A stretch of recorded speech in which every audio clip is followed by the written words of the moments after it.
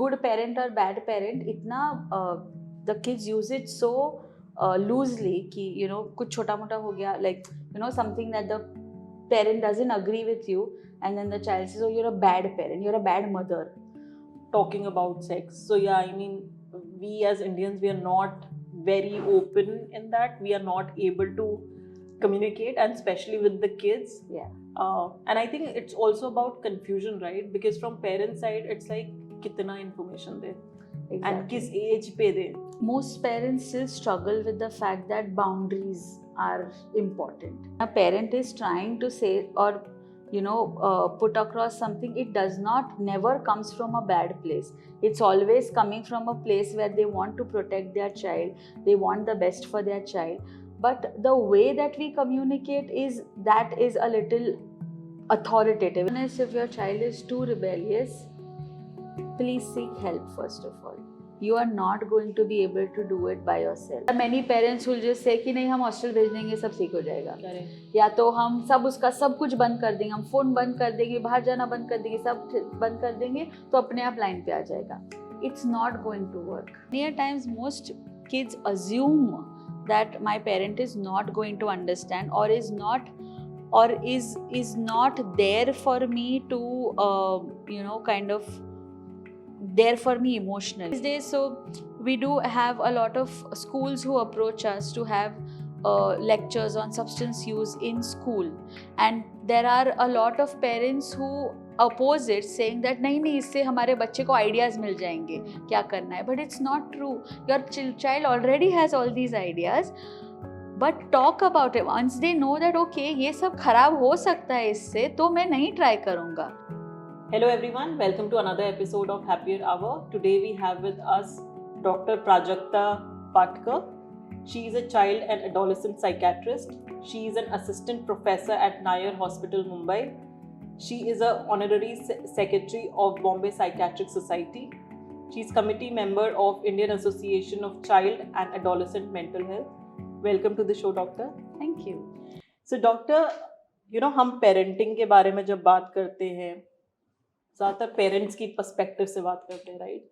So today we are going to talk from child's perspective कि बच्चा कैसे देखता है. सो मैं आपसे जानना चाहूँगी कि एक बच्चे के पर्सपेक्टिव से एक अच्छा या बुरा पेरेंट क्या होता है? That's a very good question. Because to be very honest, in this age at least, a good parent or bad parent, the kids use it so loosely कि कुछ छोटा मोटा हो गया, like something that the parent doesn't agree with you, and then the child says, oh, you're a bad parent, you're a bad mother, or you get them something they want, it's immediately you're an amazing parent or a good parent. But it's become very transactional of late. That's what my observation is, that it's become very transactional, that if I get something that I want, I'm a good parent. If I don't get something that I want, then immediately I have a bad parent. And the whole perspective is very, very small, that this is only related to this situation and not the bigger perspective, that what are the other things that I'm getting from my parent, time or whatever other education, everything. So yeah, it's for now, in my opinion, I think it's very transactional, materialistic things which kids relate with, which makes a parent good or bad. Another thing that I feel is children these days feel that a good parent is someone who will agree to everything that he or she wants or he or she thinks like, and not have their own opinions. That if my parent doesn't understand my perspective, then he or she is a bad parent. So that's something that I feel. And usually from a child, मतलब छोटे बच्चे का expectation क्या होता है from their mother and father? What are they looking for? So if you are, if we look from the perspective of a modern day child, maybe growing up in in a tier 1 or a tier 2 city, they do expect that their parent is going to leave aside their traditional age old beliefs of what a parent is supposed to do, and also accommodate a lot of other things, because there's obviously a generation gap, and kids today do realize. So there are like 14 years old and 13-year-olds who tell me that if they are coming in for a consultation, I'm asking what are the frictions between you both, and your parent and you. They'll be like, there's a generation gap. So they understand that generation gap, and while they are saying that yes, my parent is not wrong, but in this day and age this is not working, so we need to tweak that. And that is their expectation, that you as a parent are not wrong, but इस age में we will have to थोड़ा adjustment करना पड़ेगा. For example, a very simple example, mobile phone. We didn't have mobile phones as a child when we were young, but nowadays everyone has them. I mean, people who are living in slums also, the kids also have a mobile phone for them. But then there are some parents who are stuck on to the this thing that we did not have it, hence you are not going to have it. So they do want to restrict certain things because they didn't do it when they were a child. So the kids these days expect that, okay, we are not against everything that you do and say, but you need to also adjust a few things so that it's easier for both of us. I don't know if that makes any sense. Yeah, it does.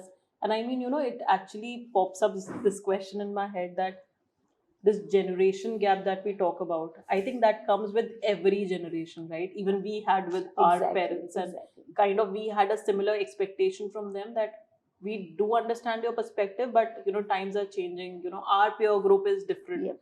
And just understand what we are trying to say. So I mean, what can a parent do in such a situation? What can they do to make sure that they are able to understand the kid, and also कहीं ना कहीं जो age old values है हमारी, हम वो भी दे पाए. I think the most important thing is to not be rigid about your belief. It's not that when your child is saying that, okay, you tweak it a little, does not mean that it's not important or we don't value it. Your child is just probably asking you to say that, okay, we discuss about it. So as a parent, they need to be open to discussion.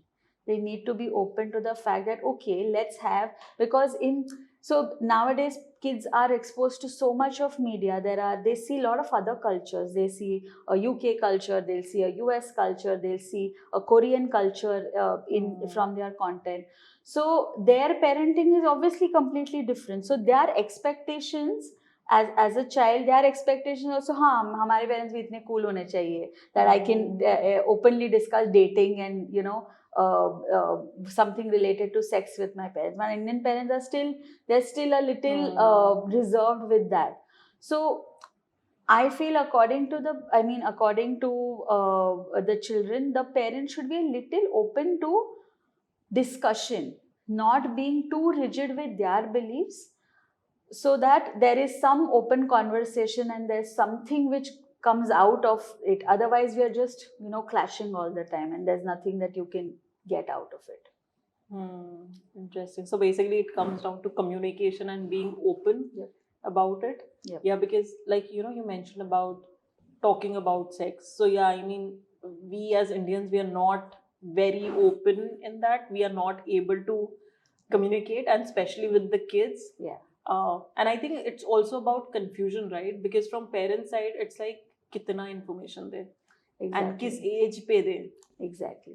So interestingly, just yesterday I had this couple so they are an Indian family who stay in the US for the last 15 years, and their child is about 14 years of age, and they shifted. They had her when they were there. They have another child who's 18 years of age, and they had her when they were here.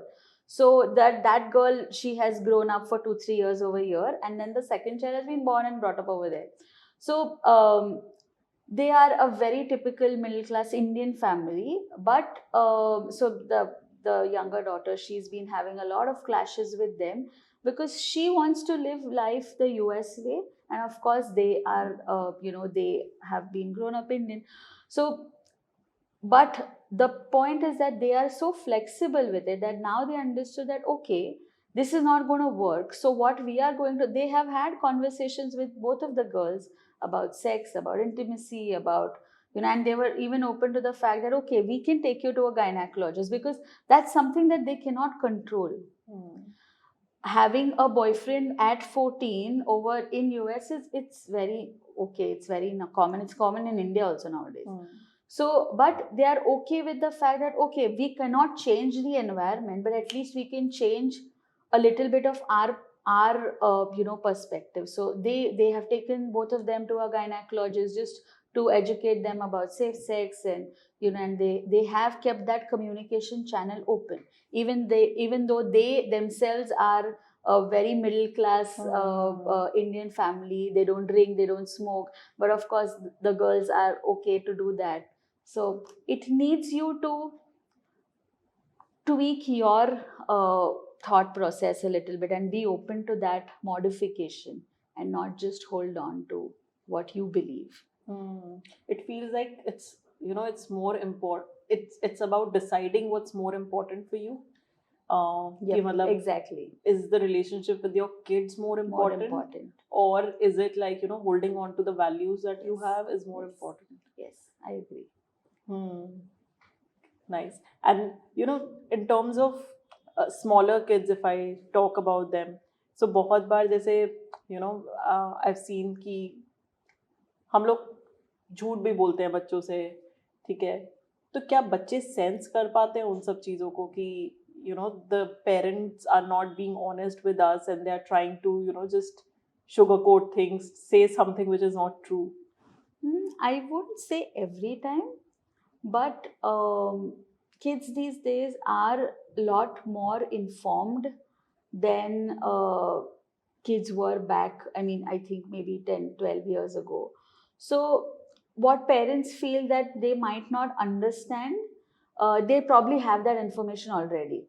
So there's no point in, until unless it's a difficult thing that maybe, so there are parents who don't want to talk about death at all, and they'll kind of make up stories around death, or about maybe if the parents are having a difficult relationship, and then they'll make up stories around that. Those are different situations where the parent themselves, they find it very difficult to deal with all of that, and hence they make up stories around it. But if it comes to like everyday things about so very very common about, again, about sex, or about anything that is a taboo to us to speak at that age, parents usually make up stories, and the kids are much more informed than that, and they'll pick up on it. They'll just they'll pick up very easily. So yeah, not always, but then yes, kids do pick up on if their parents are lying, or I don't know. And जैसे when we are talking about kids, so boundary setting becomes a big thing. Like अभी भी जो हम question discuss scenario discuss कर रहे थे, wherein it was about sex, and you mentioned that they were like, okay, ठीक है, हम तो जैसे भी पले बड़े थे, but you are in a different setup, and that's why we'll take you to a gynac and you need to know about safe sex. So in terms of boundary setting, what are kids expectation कि कैसे होनी चाहिए boundary setting, if at all उनके हिसाब से होनी भी चाहिए? Most parents still struggle with the fact that boundaries are important. So they don't understand the concept that until unless there's a counselor, or there is a friend, or maybe a psychiatrist who's actually telling them, no, there are boundaries and they are important. You can't say suppose in our generation, if we would tell our parents, don't come in without knocking. There's privacy. I mean, my dad would probably give me a slap or something. But that's what I mean. Boundaries is not something which has been traditionally a part of Indian families. So let it be emotional boundaries, physical boundaries, whatever kind of boundaries.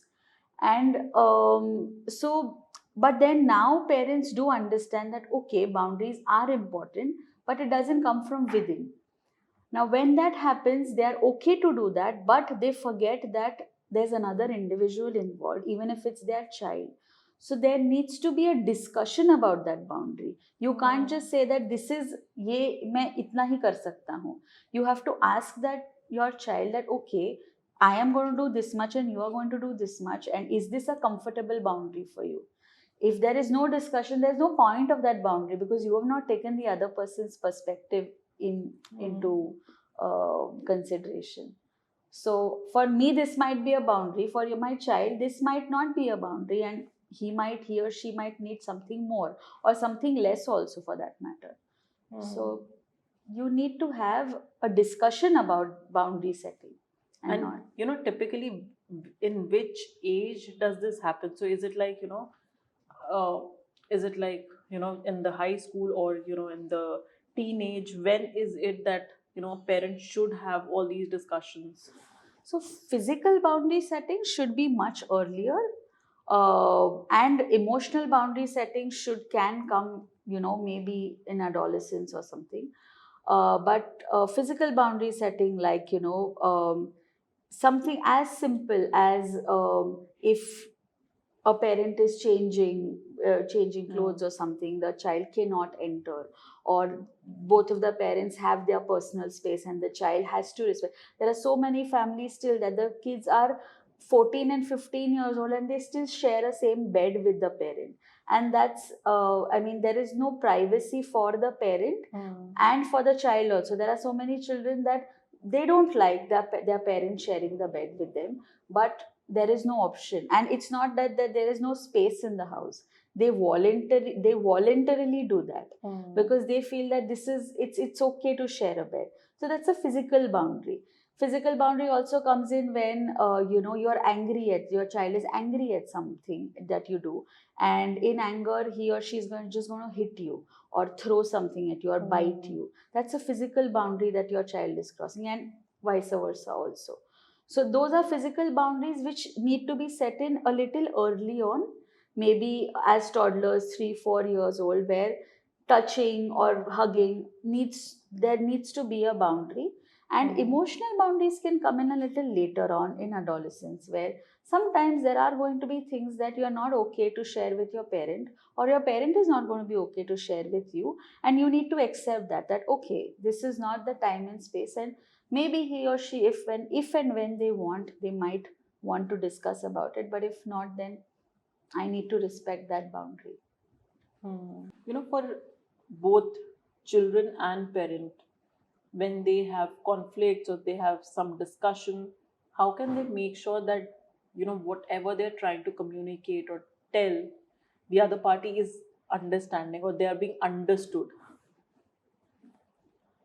Mm, the first and foremost thing is, I feel that most parents and kids, they try to communicate when it's in the heat of the moment. So when there is an active fight going on and an active argument going on, that's when they try to put their point across, and it's difficult for the opposite person to understand. So if my parent is at that time just yelling and shouting at me, and at that time I try to tell my parent how I'm feeling, probably he or she is not hearing that.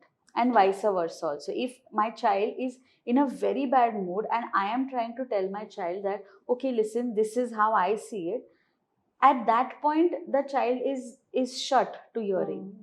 So it's important that we don't have discussions when it's in the heat of the moment, and we actually take out time to talk about it when everyone is a little calmer, that situation has probably settled down.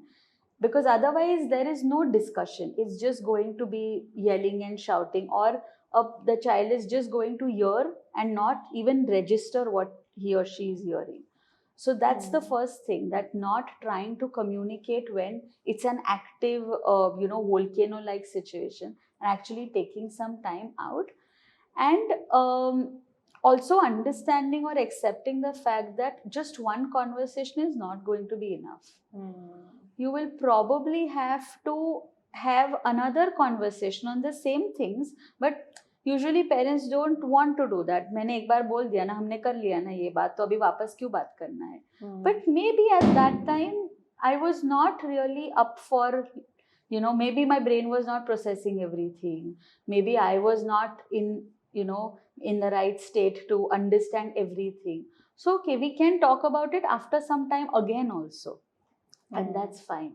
So everyone needs to be okay with the fact that okay, we can have the same discussion again 2 times or 3 times. So those are the 2 most important things, and of course having a room for feedback, that okay, this is my feeling and this is how I think. What's your perspective? Most of the times we forget to do that. We give our perspective, this is what I feel, this is important, but how does the opposite person feel? And it happens from both sides. It's not just the parents always. The kids also do that they're like कि नहीं ये important है मेरे हिसाब से ये होना. But as a parent, what do you feel? They don't ask that, and happens like vice versa. These 3 things I think. Actually, when you were saying that, the thing that was coming to my mind was it's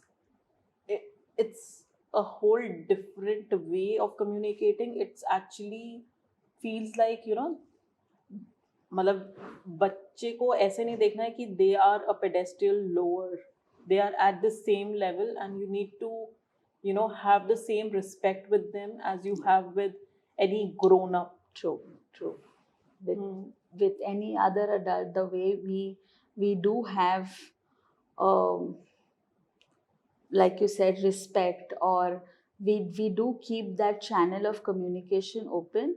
Usually otherwise it's just like the parent is talking or expressing and the child is just listening. But that is changing. That probably needed to change a long time ago, but it's okay. But we need to change that now at least. हाँ मतलब वो वैसा वाला नहीं है कि I am the parent, I know everything, I will tell you because I have seen the world. Yeah. It's not like that. It's more about that we are on the same level. But in reality, even from parents' perspective, when they are saying things, it's actually a lot of times coming from their experiences. Definitely. And they want to protect the kid. So in such a situation, how can they communicate this? Definitely. See, again, like obviously when a parent is trying to say or put across something, it does not never comes from a bad place. It's always coming from a place where they want to protect their child, they want the best for their child. But the way that we communicate is a little authoritative. It's authoritarian. It's not authoritative, it's authoritarian. It's like I'm saying this and this is end of discussion. It's period. There is no discussion about this. And that no child is going to like that. So if the parent says, okay, this is my perspective and I am saying that because of these reasons, and now do you understand? If not, then let me explain why I'm saying that, rather than just being an authoritarian. It's like Hitler nahi hai hum ki, you just give out your word and this is what, because children are not living in that age anymore. And typically, when children, they feel neglected, how do they react or they behave? There are 2 different spectrums of kids. There are going to be one spectrum where they are just going to act out. They are going to yell, shout, be defiant, because they feel that, oh, my parent anyways doesn't care. I am being neglected. So I don't care if he or she is hurting my feelings, I'm going to hurt them back. So there's going to be one sect which is going to be extremely defiant, do everything possible to not cooperate with the parent. And there are going to be the complete opposite kids who are going to be too calm, not calm, but too quiet and not express anything at all. Because they feel that, oh, my parent doesn't care. So what's the point?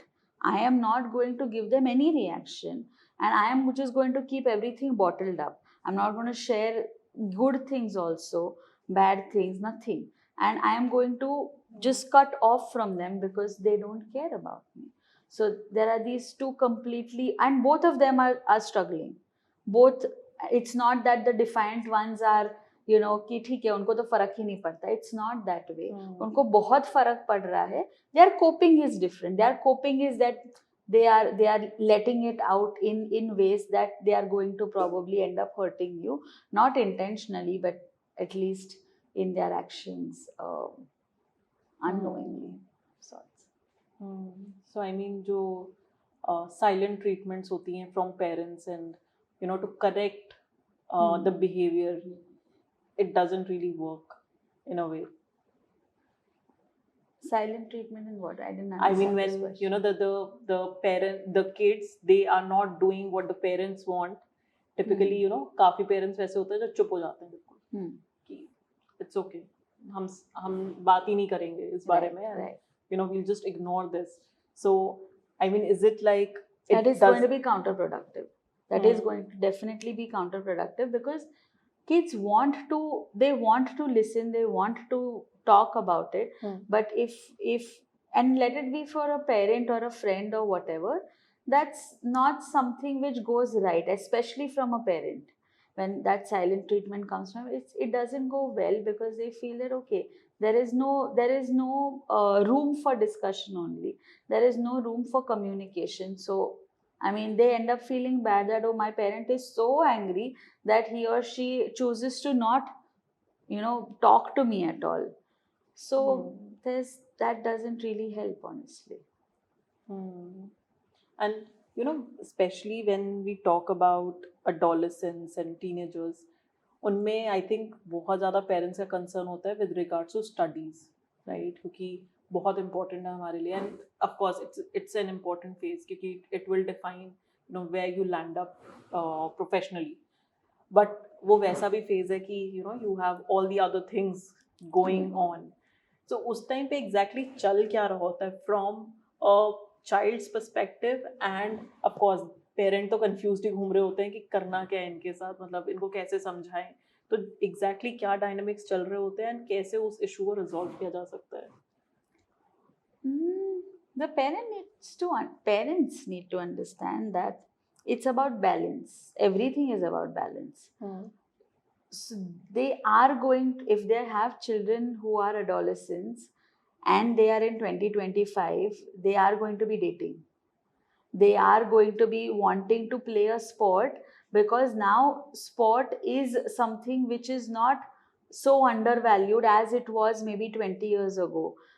I mean, earlier we used to feel that, oh, एक ही कोई Sachin Tendulkar बनेगा, एक ही कोई Sania Nehwal बनेगी. But now people do have active career options as well, right?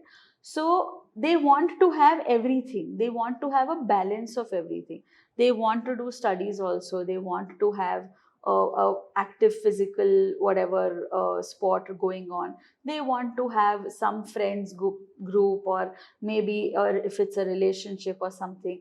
But of course, if they are getting very wavered off, and you know, if they are only doing one thing, that might not be well, it might not go well.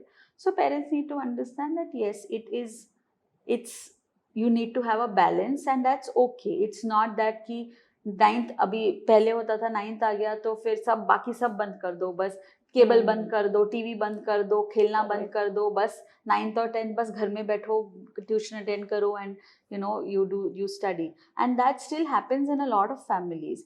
There are many parents who take long leaves from their jobs and they're only sitting at home so that 9th 10th में बस पढ़ाई करेंगे.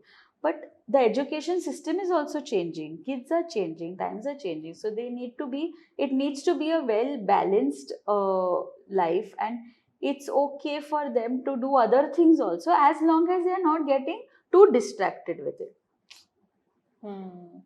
So basically parents, they need to you know understand that times have changed and it's not like it's only studies, and yeah, they need to balance out the entire thing. Interesting.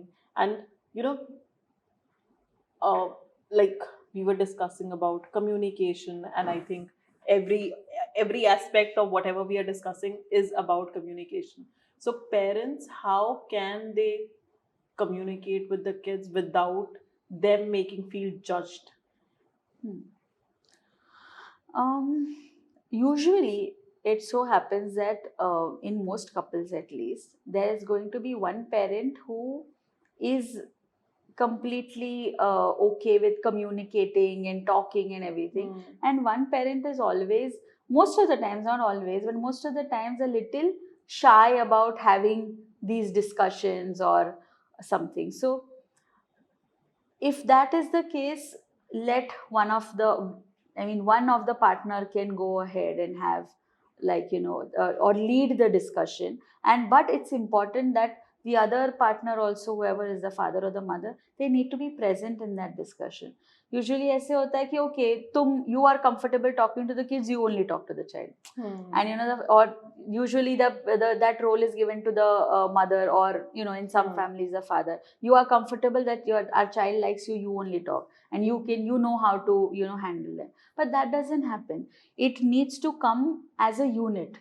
So as a mother and a father, you are a unit. You cannot have separate discussions, you cannot have separate communications. If the child asks for that, maybe then okay, I am only comfortable with dad, so I'm only going to talk to dad.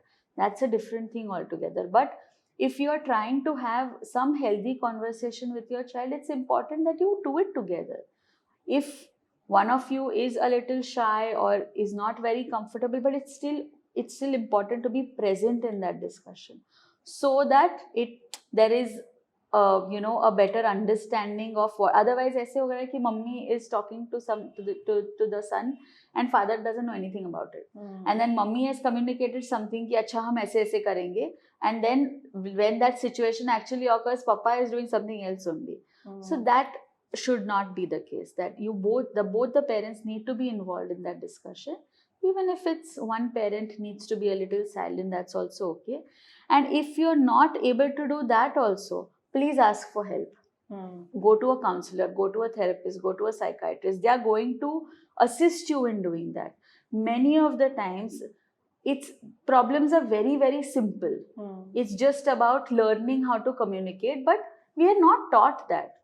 In traditional Indian families, we are not taught that. So it's okay to seek help. It's okay to go to a counselor. It's okay to go to a therapist. They are just going to aid. बहुत सारे parents को ऐसे लगता है हम counselor के पास गए तो हमें सब counselor का ही सुनना पड़ेगा. It's not that way. The therapist or the psychiatrist or the counselor is going to just assist you in communicating with each other. And they are never a part of your family. So our family discussions are going to happen between you only. It's just that maybe that icebreaker thing is what the third person is going to do. And how can parents build in their children emotional intelligence and resilience? Very interesting question. So emotional intelligence is something that we don't actively teach our kids. They learn along the way. They look at how people deal with emotions, they recognize emotions. But now it's important that we teach them the importance of actively taking time to understand the opposite person's emotions, their feelings. Sadly does not happen, to be very honest. Most parents don't take up that time, or they're not even comfortable doing that. But they need to do that. I completely agree with you. They need to have active, again, communication, discussion about feelings and emotions. Mostly in Indian families, at least, fathers are someone who will not emote. They will not share their feelings. Mothers are overtly emotionally expressive. And both of them, like the father will tell the mother that tum bahut hi zyada, you're expressing too much, or you're expressing whatever, and the mother will also is going to, or whatever, whichever partner. So in that way, the child is going to get confused that what am I, is it bad to emote, is it bad to have feelings, and is it also bad to be reserved? We need to have these discussions with children, that what are feelings, why are they important. It's not why is it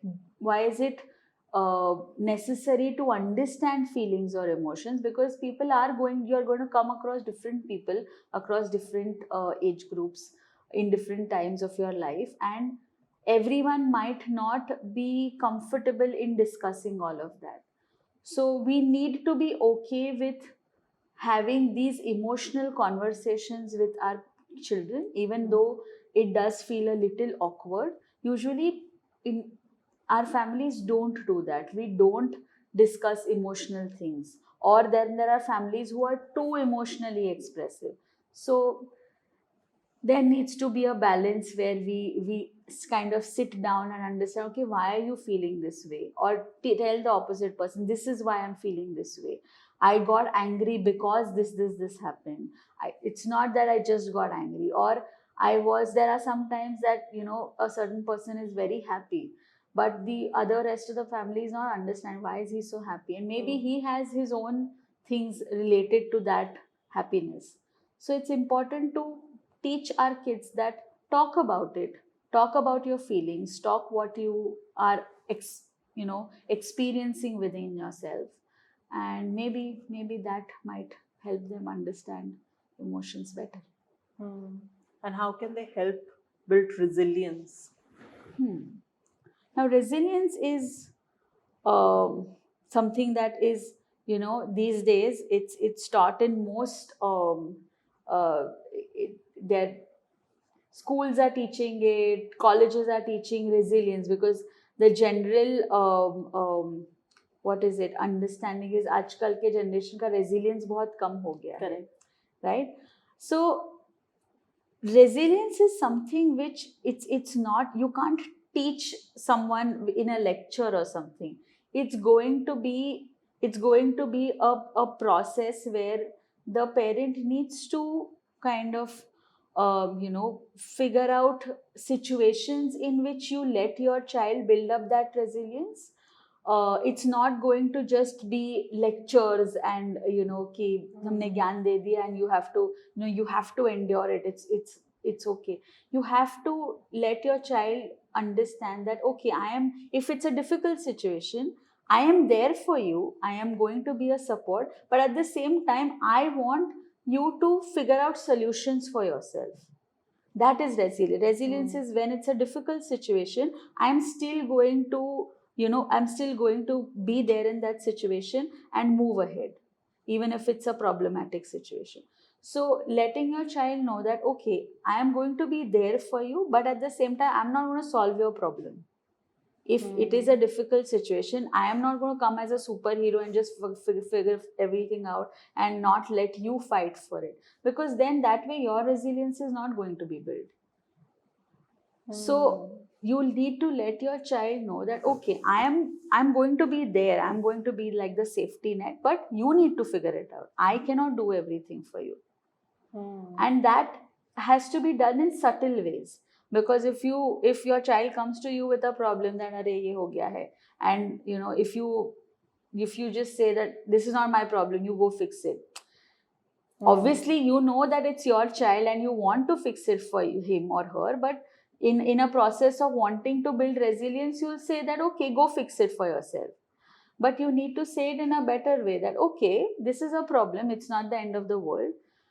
Let's discuss how do you want to go about this problem, and we'll see what to do. And then let your child come up with a number of solutions and encourage them to do that, to whatever he or she feels is necessary in that situation. And also at the same time reassure that I am going to be there. If something extremely bad happens, I'm going to take care of it. You have to trust me, but you have to try it first. If I do everything for you, it's not going to work. But at the same time, ये ऐसे नहीं बोल सकते हैं कि go figure it out for yourself. This is not my problem. You need to learn, or something like that. Then the child is going to have negative feelings about you. My father doesn't care only. He doesn't care that I'm in a problem. He cares. He just wants you to learn how to do it. And while they are doing those things, so should the parent go and be involved in the process, or they should just view it from outside? Guide them. Not not be over involved, not be too aloof, Hmm. understand what they are doing, understand from them what is their thought process, why are you doing a certain thing, and maybe suggest them. When you say that ये मत करो, ये मुझे पता है ये गलत ही होने वाला है, if you say it in that tone and in that way, your child is going to feel that oh my मतलब मेरे decision making को कुछ value ही नहीं है. So you can, maybe the parent can suggest, oh I feel that this is wrong because of these reasons, these are my reasons, but you can take your own decision. Hmm. So guide them, don't get too involved, at the same time don't be too aloof. इतना aloof नहीं होना चाहिए that if your child is really having a bigger problem because of it, he or she is not comfortable coming back to you and saying that no, now I need help, I cannot do it by myself. Interesting. This is very interesting because yeah, I think Indian parents दो extreme पे ही चल रहे होते हैं हम लोग कि या तो too involved या फिर एकदम ही अच्छा तुम ही figure out कर लो. So there's no midway. There's no midway. So letting your child explore, at the same time letting them know that after they are done exploring and if they are in a problem, they can come back home. That's the comfort level that they need to have, that security, that this is my safety net.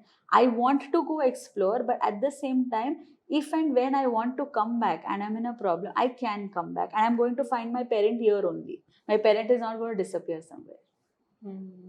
Very interesting. And you know, जैसे resilience की बात की हमने, तो आपने बोला कि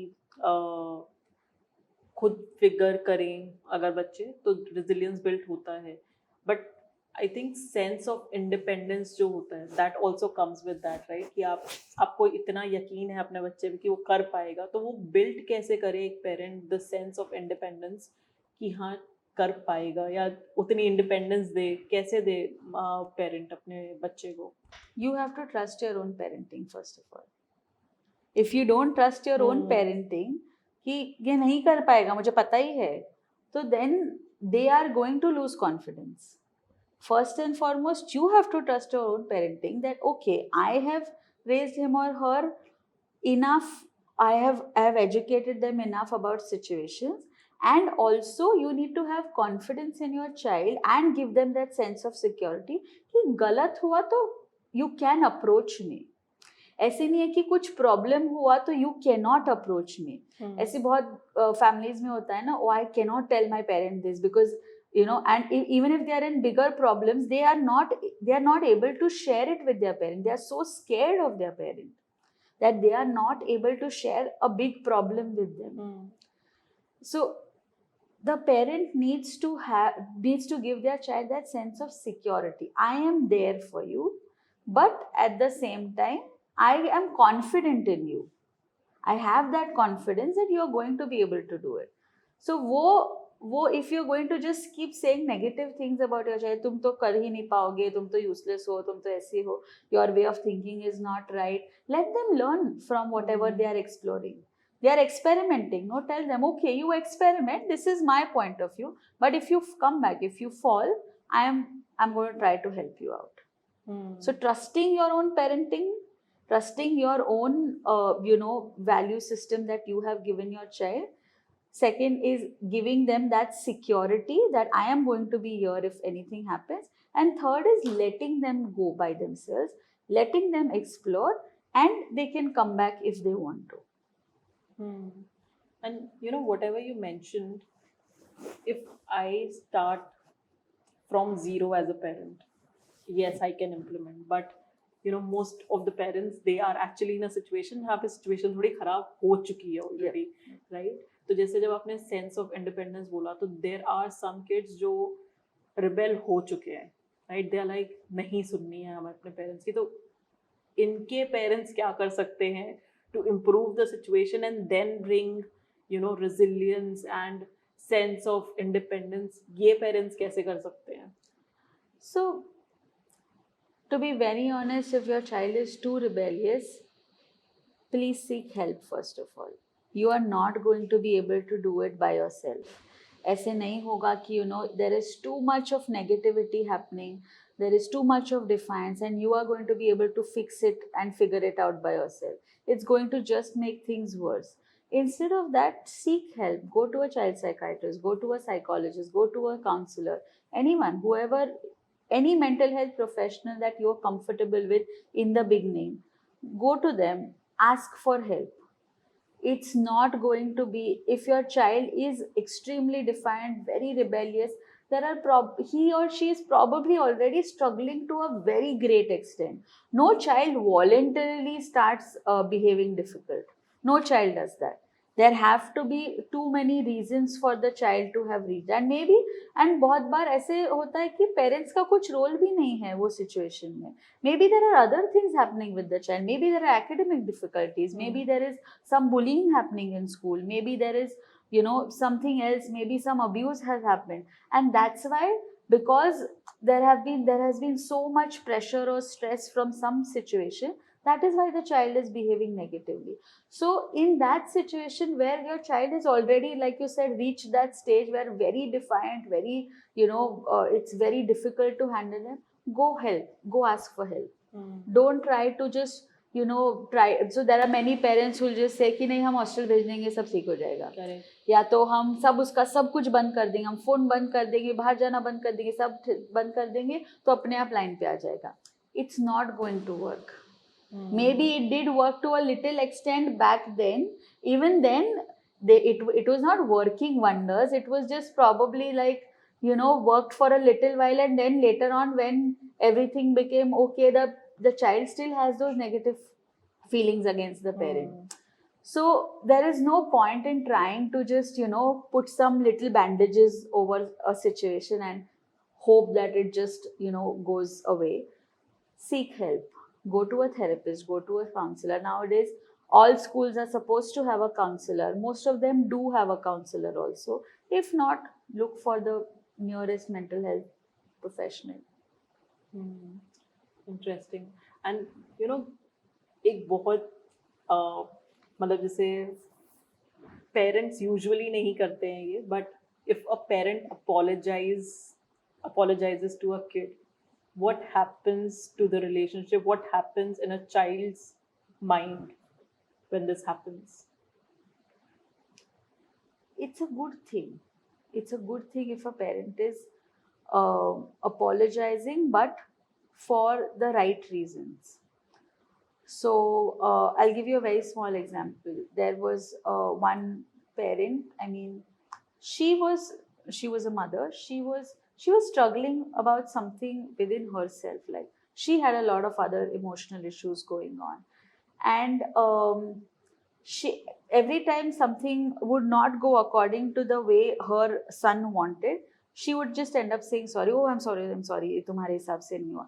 He learned that I am going to make my mother feel bad, and she's going to feel guilty, and she's going to give me what I want.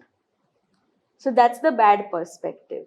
That the child, if you're going to say sorry for each and everything without thinking about it, it's going to cause, it's probably going to backfire on you and going to be trouble at home.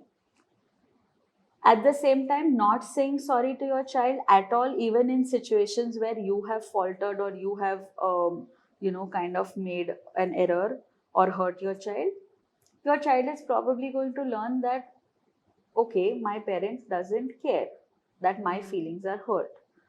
And also that it's okay to hurt other people and not be sorry about it if you are probably in a authority position. And that's what your child is going to learn. So these are both extremes. We need to find a middle ground somewhere where apologizing for the right reasons and telling your child that this is why I'm apologizing, because I did this and maybe it hurt you or maybe you didn't feel good. That is why I'm apologizing. But maybe I also had a reason behind it or whatever. So apologizing enough, adequately, at an appropriate moment, and explaining to your child or discussing about it, that's okay. That's probably welcome. In a conflict situation, what are usually the common mistakes that happen from a child's side and a parent's side? And what can both the parties do to make the entire conflict resolution a little better? From a child's perspective, most times I think they feel that my parent is not going to understand anyways. So if this is a conflict, let me not try also and tell them what is happening with me. Let me try and not tell them only that why am I feeling this way, or why am I doing this, or why did I do this thing which led to this conflict, because they are not going to understand only. So yes, many a times most kids assume that my parent is not going to understand, or is not there for me to kind of there for me emotionally. My parent is obviously going to be there for me emotionally, or for any other need. But most kids in that age, they don't understand the fact that parents are always going to be around our side, always, like no matter what, they are always going to be on our side. And that's something that kids don't understand enough maybe at that age. As they grow older, definitely they do understand. But maybe again, your this it depends on how safe you make your child feel about your feelings, expressing how do they feel, about expressing what they think. Because in most scenarios ऐसे होता है, if my child is going to say I did this, or I think this way, or I feel this way, it's going to be crushed or opposed, that oh, but you're not, why are you feeling this way, why, what made you think this way, you're not supposed to think this way. But those are my thoughts. I can have an independent thought, right? You might not agree with it. So your child needs to feel that secure, that okay, even if we have a difficult situation, if we are having a conflict, my parent is going to be open to hearing about it, and not just crush down that thought or that feeling that nahi, tumne ye karna hi nahi chahiye tha, this was a very stupid idea.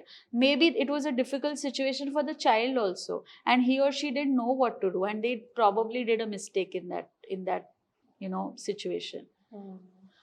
But they don't need to assume that the parent is not going to be there or not going to take their side. And at the same time, the parent also needs to make them feel secure that this is a discussion that we are having. This is not a blasting session that we are हमारा ही सही होने वाला है. We are going to have a discussion, and we are going to come to a conclusion together. It's not going to be one sided. Most of the times parents also don't give the child that comfort level कि ये discussion सबका, we are going to have it like as an equal. So yeah. And parents की side से usually क्या issues होते हैं in conflict resolution? I feel parents, like I said, they forget to give their child that feeling of comfort, so that the child is going to be okay to discussing about the conflict. And B, they also don't feel comfortable sharing their emotions with the child. So say suppose a very small example, if I have a daughter and she comes home late, as a parent, I am going to just yell and shout at her and say, or like तुम हाथ से बिगड़ गई हो, तुम हाथ से चली गई हो, तुम्हें टाइम का कुछ कॉन्सेप्ट नहीं है, ये नहीं है, वो नहीं है. Inside, I am just worried that something might happen to her. Okay. I probably just want her to be in touch with me. Maybe, I am giving her that freedom to go out and everything. But at the same time, I am worried about her, that what if, she gets into a problem. So maybe I just want her to be in touch with me. Once in a while, text me, okay, I'm leaving, I'm reaching, I'm going to be late, or something of that sort. Inside, that's what I'm feeling. But most parents don't want to share that feeling. Oh, I was just worried about you. It comes out in a way that nahi, you're a horrible girl, this, that, blah, blah, blah. And in that state of anger, you end up saying a lot of things. And yes, if the child is also, maybe aise bhi hota hai ki maybe she was stuck somewhere. But when she's going to be, when the parent is going to bombard her or him with so many things immediately, they don't feel that ठीक है, forget it, there's no point of putting our point across. So maybe the parent can start off by saying, okay, I was concerned, I was worried, and maybe we need to have this discussion. So expressing what I am also as a parent feeling is what the parents don't do, and hence the kids assume that, oh, they just want control. उनको बस control करना है हमारा life. That's what it comes across to the child. And when you said that, तो एक बहुत चीज जो हमारे बचपन में होती थी वो ये था, माँ बाप का डर है, आँख दिखाते हैं तो डर जाता है. So is that a good thing from a child's perspective overall? I mean अगर लॉन्ग टर्म शॉर्ट टर्म सब देखें. Exactly. So long term I think that's a good thing because in the sense that there needs to be authority at home. You can't have no authority at anything, at any place. Let it be a workplace, let it be, there is some system of little bit of rules. It's not like you have to have very rigid rules or very rigid this thing, but there have to be some set of rules. There has to be some set of authority. कि अच्छा ये नहीं cross करना, इधर तक चलेगा, but इससे ज़्यादा नहीं करना है. So in that way, maybe not so much कि आँख दिखाए तो डर जाए, maybe not that much, but थोड़ा बहुत डर तो होना चाहिए as a parent. If they are staying, if there is a family, my parents are the authority. Yes, I am authoritarian नहीं है, again same thing, authoritarian नहीं बनना है, authoritative बनना है. So that is important in any family. तो वो लेकिन पेरेंट्स कैसे इम्प्लीमेंट करें? बिकॉज अगर वो fear is not the word, but एक वो कि हाँ we are the ones who decide on the major things, right? वो अगर सेट करना है तो how can parents do that? Right. Again same thing that we need to the parent needs to understand that I am not going to be like my parent, where I am just going to say this is what it is and it's period, full stop, and there's not going to be any discussion. I am going to assertively say this is my point of view and this is how I feel things should work. Do you have any other perspective? Let me know. Let the child speak. But at the same time, you have to tell your child that, okay, maybe you have this perspective, but I don't believe in everything. I don't agree with all of the points that you said. So maybe I'm going to adjust a little bit, but at the same time, I am going to be the decision maker. So that assertiveness is necessary, but not being like, not bombarding your child with this is what it is. You can be assertive in a nice and calm way also. You don't need to yell and shout and say that no, ऐसे ही होना चाहिए. You can just say that okay, ऐसे ही होने वाला है, because this is what I have decided. Right now, I am your guardian and I am your caretaker. So I am going to probably make the final decision, but I am going to involve you in the discussion. Makes sense. And India की जब बात करें तो education is very important for us. From parents' side, it's more like parents wants the kid to do well professionally, but ज़रूरी नहीं है कि बच्चा उतना willing हो या capable हो, right? तो जब प्रेशर आता है इतना ज़्यादा पेरेंट्स की साइड से कि पढ़ना है या इवन इन स्पोर्ट्स या कोई भी अदर फील्ड कि तुम्हें करना ही है, what does the child feel at that point? Most of the times the child feels that no one's asking me what I want. So there's a patient that I'm seeing. She's in the 10th grade. Okay. And she's very academically oriented. She knows what she wants. But she leaves home at 7 o'clock in the morning. She goes to school first. After that, she has 4 tuitions. And she comes home at 10 o'clock in the night. she knows it's important to study. She know, and she's not a child who doesn't want to study. She's not a dumb child. She knows what she needs to do. She also understands it's 10th grade. She's voluntarily stopped playing badminton, which she used to before. But when she does come for my when she did come for my session, she broke down saying that, no, but I'm just attending classes. So I asked her that, why didn't you tell your parents that this is becoming too much? No, I don't think I can tell my parents that. It's like, why not? You can tell. Have you tried? No, I've not tried. I've not tried only telling them that this is too much. And you tell my parents that this is too much. And her parents are also not someone who are like, very, very strict that she cannot go and talk to them. But she needs to feel comfort, that comfort level only the parent can, set. That if you have a problem, come to me and tell me. Don't assume in your mind that I am not going to understand your problem. So that happens, that, there are times that the kid wants, you don't ask your child, okay, मैंने ये 4 tuition लगा दिया है. Do you want, are you comfortable in doing all these 4 tuition classes, or do you want to do just 2 of them? What do you want to do? It's very simple basic thing. क्या करना है? And maybe keeping regular checks with your child. ठीक है, like, is everything going okay? Are you comfortable with whatever is happening? Are you comfortable? Are you okay? These are very small regular checks, but you need to do that with your child. There are many times that the kids come to me and then they're like, आप बताओ mummy को, आप ये पापा को बताओ, ये mummy को ऐसे वाला बताओ. But that's because their communication is not, like, there are no communication channels for themselves. And I mean, India में इतना competition है. So again, going back to that point कि parents प्रेशराइज करते हैं because looking at all the competition and इतना ज़्यादा है कि अकेड्स में 90% नहीं आया तो वैसे भी कहीं एडमिशन नहीं होगा, right?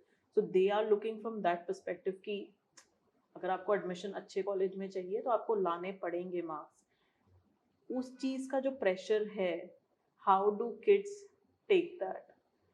Of course they take it very, it's horrible for them. It does not go well for them. But they don't have the guts to say that to their parents. Most of them don't have the guts to say that to their parents.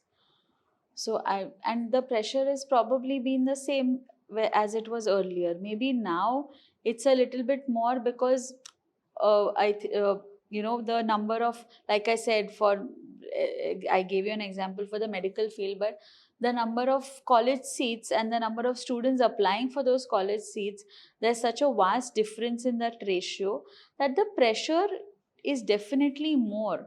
So the kids do feel really, really bogged down. They really feel exhausted by it, that they need to perform. And and even the schools, for that matter, there is so much pressure on having amazing scores. There's so much pressure into being in an elite college or in a good college, that anything below a certain level is considered horrible, and that puts a lot of pressure on the kids. And usually coping mechanisms क्या होते हैं फिर बच्चों के जब इतना pressure है from acads, from their own parents? So coping mechanisms क्या रहते हैं बच्चों के?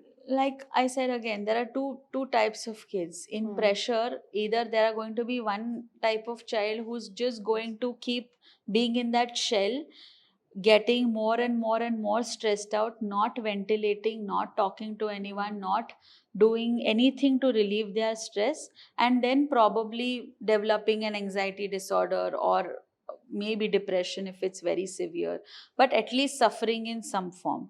There are going to be other kids who are probably going to just, I don't care, that attitude, that okay, I cannot deal with that pressure, and I am just not going to agree to anything that I have been asked to do. So they are going to become defiant. Of late, especially in bigger cities at least, substance abuse has become very common in kids. So when we ask, पहले ऐसे होता था कि school में बच्चे जाते थे तो स्कूल बैग चेक करते थे ना, कुछ फैंसी आइटम तो नहीं लाया है कुछ. आजकल वो बैग चेक करते, वेप तो नहीं लाया है. या वेप has become so common. You get it at any store. It's no one's keeping a check on it. You there most kids are on Instagram. Most kids are on all of the social media. Vaping is so much of a it's so glorified these days, and obviously in so many on so many places people do sell it as in the form of that this is not smoking, this is safer than smoking, there is no harm to the body. So, but it's a substance, and it's, in fact, it is much more harmful than smoking or cannabis or smoking anything else. So, but then obviously the kids don't know that, and there is a big chunk of those kids under pressure who do resort to substance abuse. In vaping is the most easiest available because no one keeps a check on it. You can get it at any store. There is no age limit. I don't know if you recently saw this video which had gone viral. There was a foreigner who had come from I don't know which country, and he was just roaming around Delhi somewhere. He was just taking some videos, and there were three 7 and 8-year-old boys summer holidays में cycle चला रहे हैं and वो वेप कर रहे हैं. So he asked them, he stopped them and he asked, where did you get this? Because in India, vaping is banned. It's banned. You cannot sell vape, but it's available everywhere. So then the kid said, no, ये तो मतलब सबके पास है, हम तो सब हमारे school में सबके पास है. And he said, why are you using this for? So he said, stress relief. He said that 8-year-old child said stress relief. So yes, and it is, in other cultures also, smoking and drinking it is glorified as a way of stress relief. Oh, I have had a difficult day, I'm going to just have a drink, or I'm going to have a smoke. It's okay to do that as an adult if you can manage that. You know how much to do, you know how much you can manage, that's fine.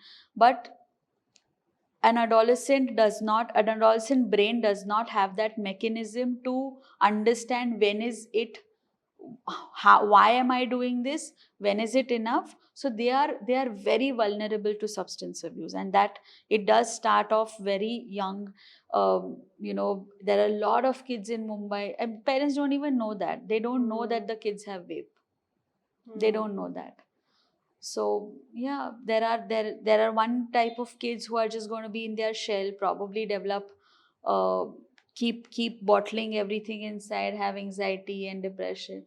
There are going to be one sect which are going to be defiant and try everything else. There are also going to be some part of both of these sects which are going to resort to relieving their stress in these ways also. And when you're talking about vaping and children, I think vape को बहुत cool भी माना जाता है, right? मुझे ऐसा लगता है कि a lot of children they vape because it's cool.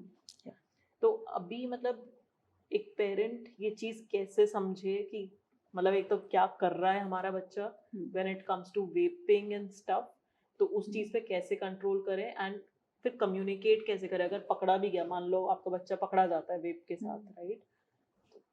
Parent क्या कम्युनिकेट करे अपने बच्चे को और कैसे इस सिचुएशन को कंट्रोल करे?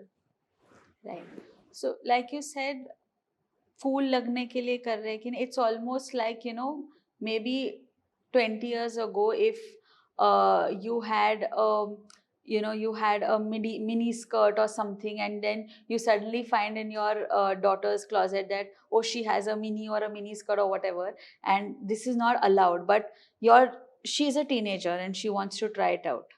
She wants to try how she looks in it, and because all her she's seen in the TV or she's seen it with one of the cool friends that okay, she's wearing like a skirt and I also want to look something like that.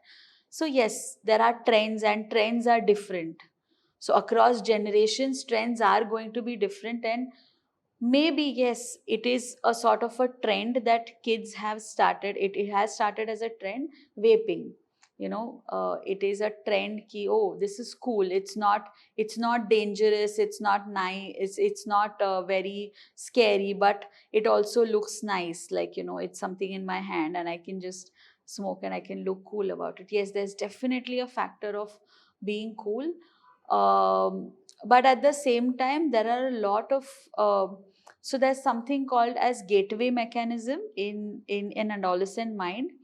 So if a child's brain is exposed to a substance, any substance, drinking ho gaya, smoking ho gaya, or cannabis ho gaya, at a very early age in adolescent period, they become very, very, very vulnerable to becoming substance abusers life in a long term perspective. So it's almost like a gateway कि अगर जितने आपने बहुत जल्दी अगर first try कर लिया cannabis or smoking or drinking, it's almost like a gate has been opened that now the brain is become more vulnerable to want it more when the child becomes an adult, and much more harder substances like all the other hard substances that we have.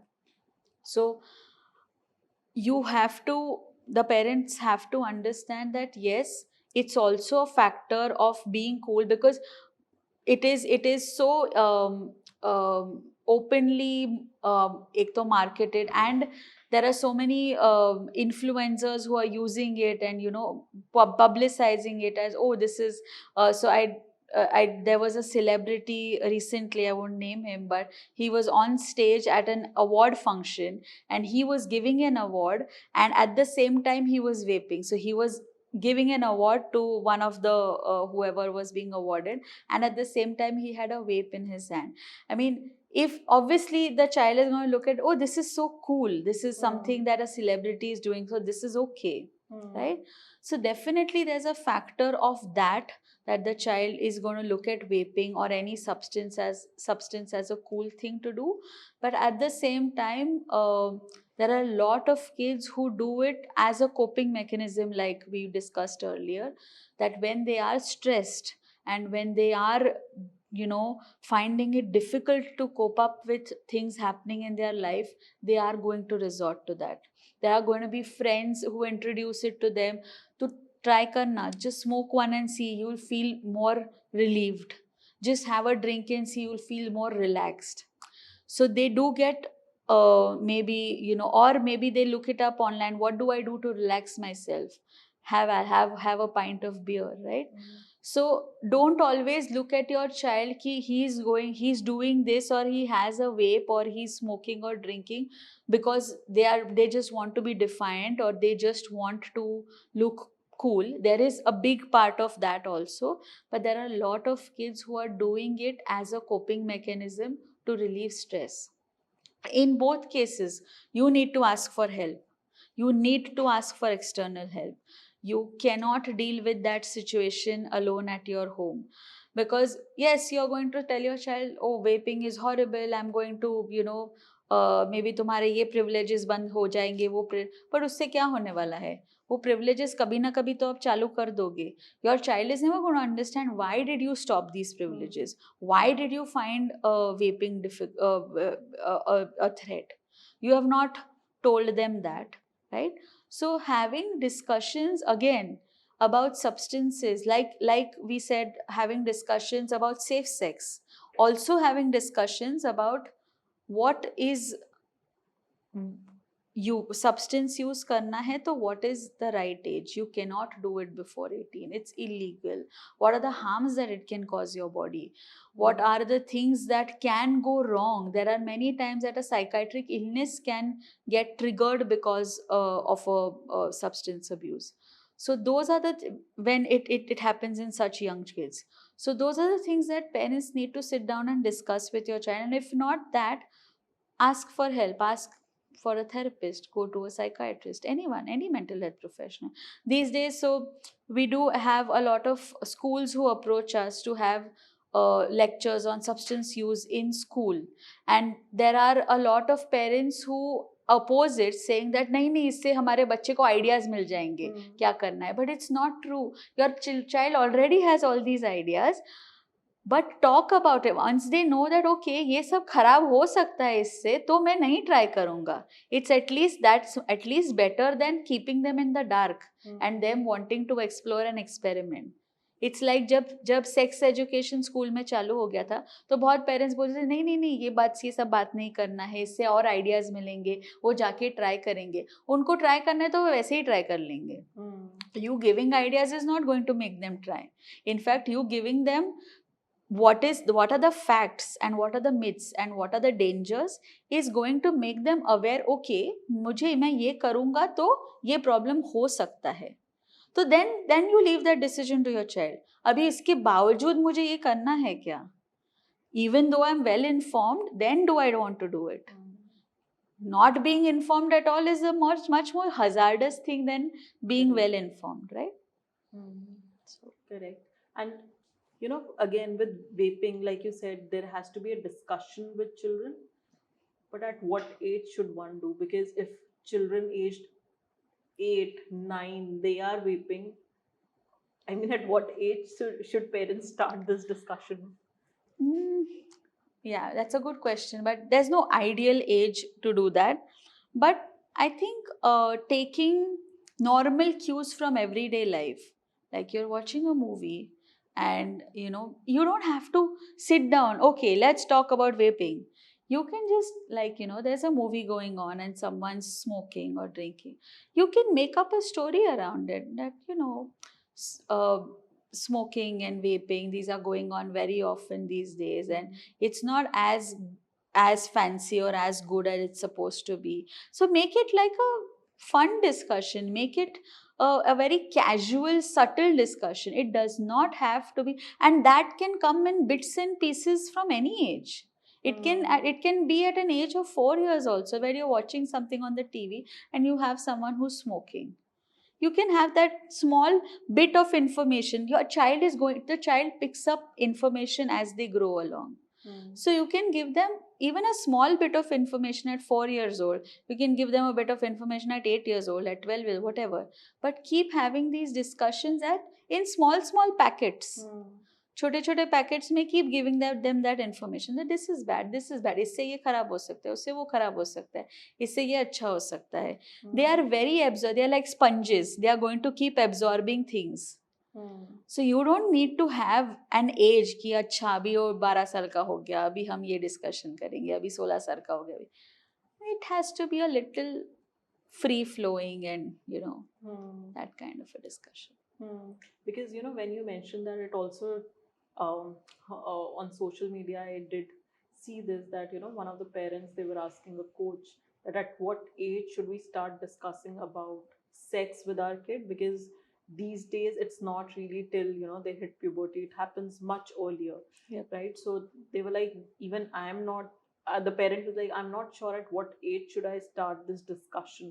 Yep. So I mean, in your opinion, like we discussed about vaping, that I should just pick up some cues, and if we are watching a movie or a show and someone is smoking, we can just start a discussion, random discussion, just small bits, and understand that a 4-year-old को इतना information नहीं, उसको थोड़ा सा information देना है उस चीज के बारे में. Then when the child is a little older, 10 years old, तो उसको थोड़ा और information दे सकते हैं. So it has to come in bits and pieces. So very interestingly, I recently saw a patient, they have adopted a child.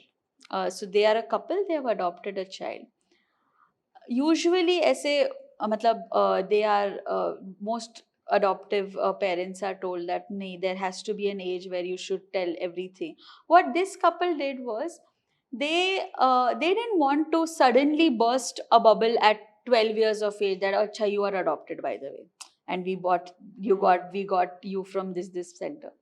What they did was, from very early age, they would incorporate into stories something about adoption, or something about ki acha someone had a death, and then how someone else took care of that person, or aisa karke. So since the age of 3 years old, they started introducing small stories or small discussions about adoption, and it came through different forms, like animals ka adoption also, and humans ka whatever adoption in different forms, in different forms of life. So and then when the child was maybe around 12 or 13, they did say, oh, but we also adopted you. And the child adjusted very well with that information, because in her mind adoption was not a bad thing now. In her mind she had already absorbed all of that information. Oh, things, this kind of thing does happen. So similarly for sex, I mean, it can, sex or vaping or whatever, it can come in bits and pieces since childhood. The amount that you tell, obviously अगर adoption के बारे में तुम 3 साल के बच्चे को बोल रहे हो, तो तुम एक story में क्या form में बताओगे, तुम एक story book में बताओगे उनको. थोड़ा बड़ा बच्चा हो जाएगा तो तुम कुछ टीवी में देख के बताओगे. तो at different age it is going to be different form of information, but centered around the same topic.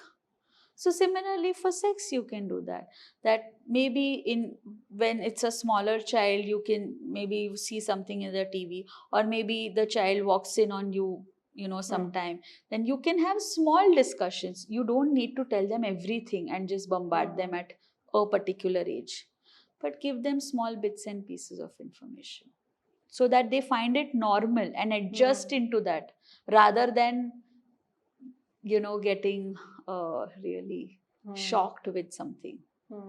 But I I'll go back to the sex part of it, because like our parents never talked, Of course.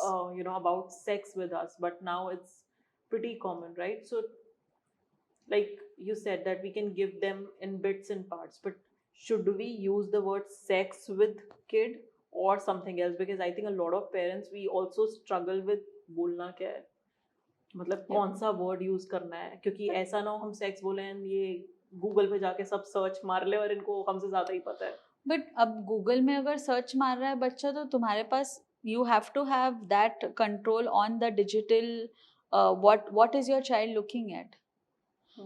That control is always going to be with you until 18 years of age. So don't be scared of, he or she is anyways going to pick up things from the surrounding. It's better that you talk about it. So even if you use the word sex is it's not a bad thing, is something that you need to explain your child. Otherwise the child is going to have his or her own terms and whatever for a sexual intimacy. So what's the harm in discussing with the same terms? And like I said, if your child is going to, they are anyways going to find information. आप कितना भी रोकोगे उनको कहीं से information मिल ही जाएगा. उनको friend से मिल जाएगा, कोई neighbor से मिल जाएगा, किसी ना किसी से वो information निकालने के लिए निकाल सकते हैं. But if they feel that this is a taboo to be talked, this is something that I cannot discuss with my parents, then that is always, you are going to be surprised at some point in your life with what your child has already done or tried.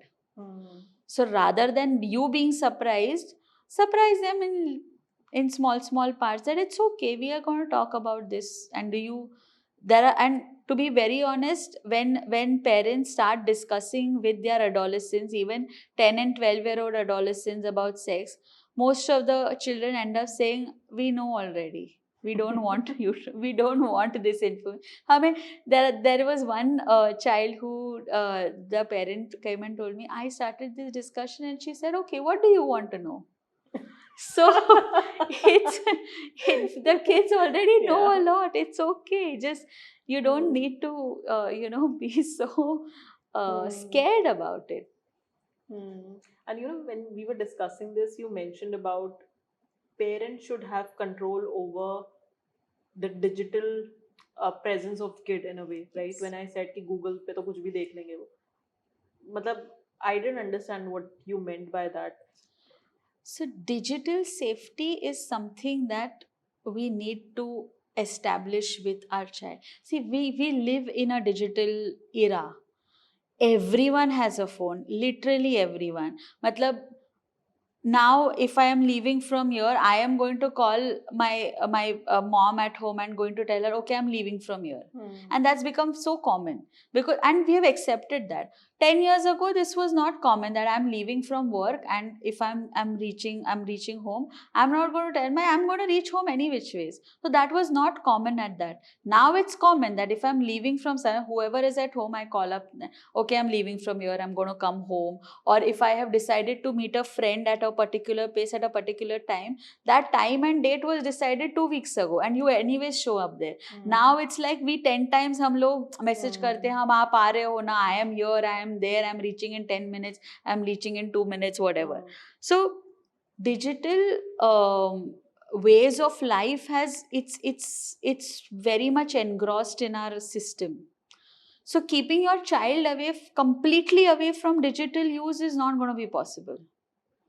You have to let your child use maybe a little bit of social media, YouTube, whatever, other Google or whatever.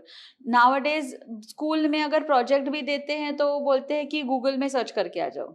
You know, you have access to. पहले होता था कि अगर school में कुछ project दिया है तो the kid is going to the library, वो एनसाइक्लोपीडिया खोलेगा, फिर उसमें से फोटोज निकालेगा, उसमें से whatever, and then they will put it in their project. Now it's they are going to use Google for it. But at the same time, so you cannot keep your child away from any part of social media or internet use for that matter. But you need to have access, or you need to have control on what he or she is doing. So yes, and all of the children are going to say, oh, but everyone has an Instagram account, everyone has WhatsApp, I also need WhatsApp. They are right, everyone has it, so they also need to have it. You need to tell, the parent needs to tell the child, okay, I'm going to let you have it, I am going to let you have it, so the control is with me. I am going to let you have it, but I have some rules for this. I am going to, the rule is that I am going to have all the passwords. I am not going to be a tyrant that I'm going to keep reading all your chats. No, I'm not going to do that. But I can check occasionally, and you cannot ask me not to do that. So I am going to have all the passwords. I can check occasionally when I wish to, and you cannot oppose that. Also, if and when I feel that you are getting into something which might be dangerous, I am going to point out to you that, okay, this does not look right, or this does not look okay to me, and we are going to sit and talk about it, not just brush it under, okay, मैं कभी नहीं करूँगा ये क्यों नहीं करना चाहिए, ये क्यों मुझे fishy लग रहा है, because otherwise that child is not going to know. There are so many times that Instagram पे कोई any random person sends you a friend request, the child accepts it, and then they start chatting with that person. But why as a parent, why am I finding this fishy? There is no DP, there is or maybe there is something. You obviously understand if it's a fake profile, or whatever, or if the person is sending you some photos, asking for your photos, that's completely a dangerous zone. So if I find that if this is a dangerous zone, I am going to let you know, and we are going to sit and talk about it. We are not just going to say, why are you talking to this person? Who is this person? Kyun tumne iska friend request? We are going to talk about it. Why do I find it dangerous? Yeah. And again, this one is this, that I am going to give you passwords. You are going to give me all your passwords. I will control it. At the same time, also letting the child understand that before I even let you have all these accounts, we are going to talk about what is safe and what is unsafe before I give it to you. Because once I give it to you, later on, I may not have time also to look at it. So उनको digital presence देने से पहले you need to sit and talk to them about what is digitally safe.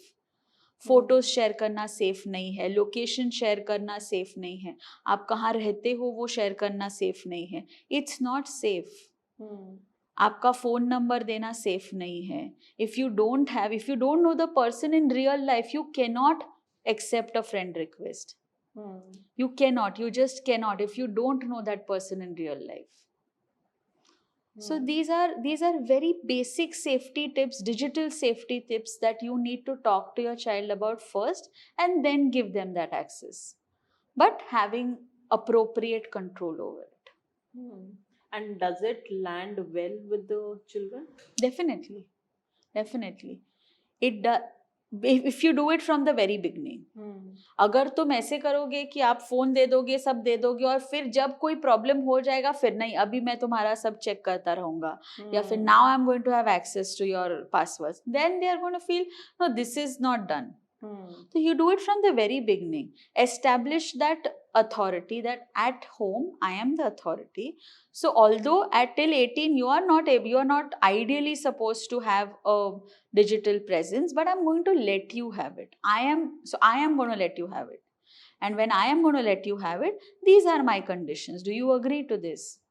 And obviously the child is not going to agree to everything. We can kind of have a discussion around it. कि ये चलेगा, ये नहीं चलेगा. I think I've asked a lot of questions, but I still have a couple which are very interesting, so I'll ask those.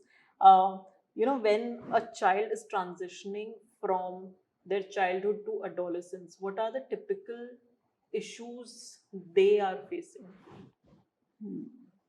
This is a very broad discussion, but I think to sum it up, they are going through, especially in this era, we are in 2025 where it's a different generation altogether. They are going through a lot of struggle internally. There are so many physical changes that are happening in their body. There are so many emotional changes. There's so much pressure to perform. Academic pressure has never been so extensive earlier. Earlier also, yes, earlier also there used to be that adolescents are stressed out about performing in school and about 10th standard exam and 12th standard exams. But nowadays there's so much more academic pressure because, yes, we do live in a country where population is expanding. The number of academic opportunities are not so many. So kids are more stressed out than usual. They're also a lot stressed out about, like I said, digital presence is so much ingrained in our life now that they are struggling with that as well. They are struggling with मेरे कितने followers है, मेरे पास कौन मुझे follow कर रहा है, कौन मुझे like कर रहा है, कौन मेरा photo like कर रहा है. We never had that kind of a pressure that okay, if I'm wearing something, maybe one friend should say that okay, I'm looking good or this is a nice top or whatever.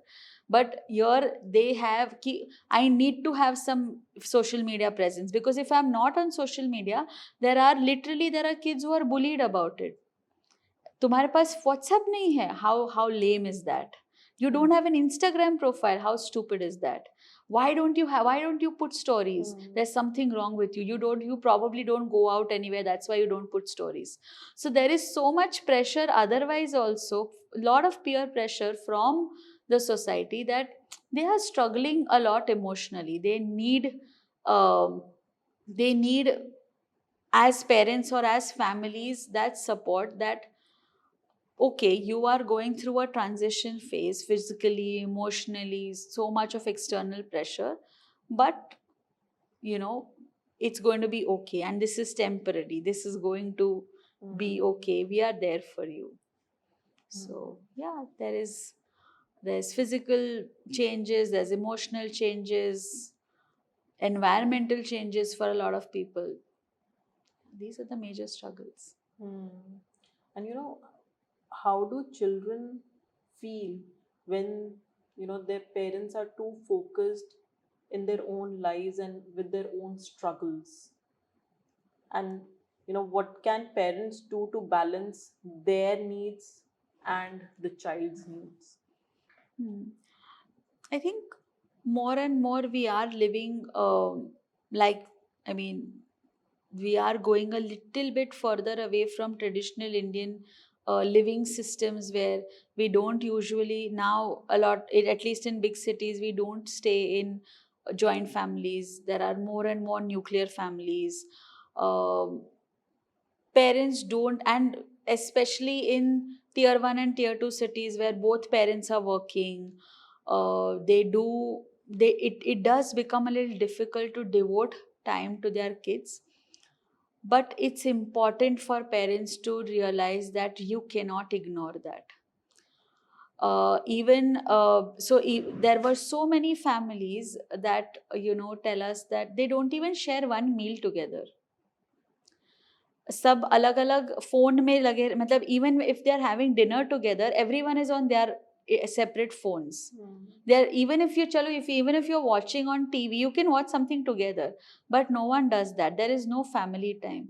So you can be busy parents, you can be completely stressed out and engrossed in achieving. It is a high achieving generation, but at the same time, if you don't remove half an hour in a day for your child, it's going to be very difficult.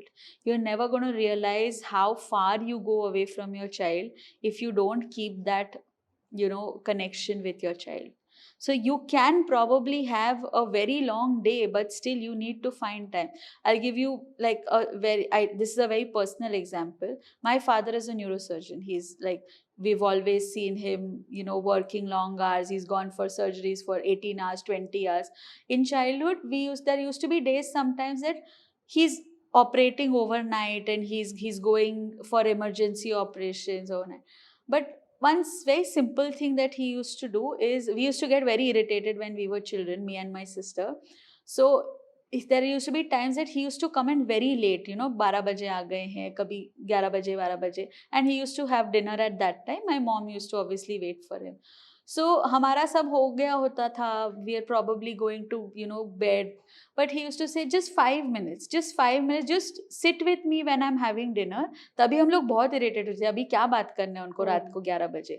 But I realized that was very important, because even if he didn't find time in the whole day, that 5 minutes he used to, and he also used to say, oh, you know what I did today? I saved this person's life, or I did this. So he would also share his bit that, I also got very scared when this problem happened, and oh, what happened in your school, or what happened, what did you do? So it was a very small conversation, just 5 minutes or 10 minutes while he's just eating his meal. But I realized that was important. And we can do that. We can do it in everyday life. You can never be so busy that you can't have 10 minutes for your own child. Just what's happening. This is happening with me. What is happening with you?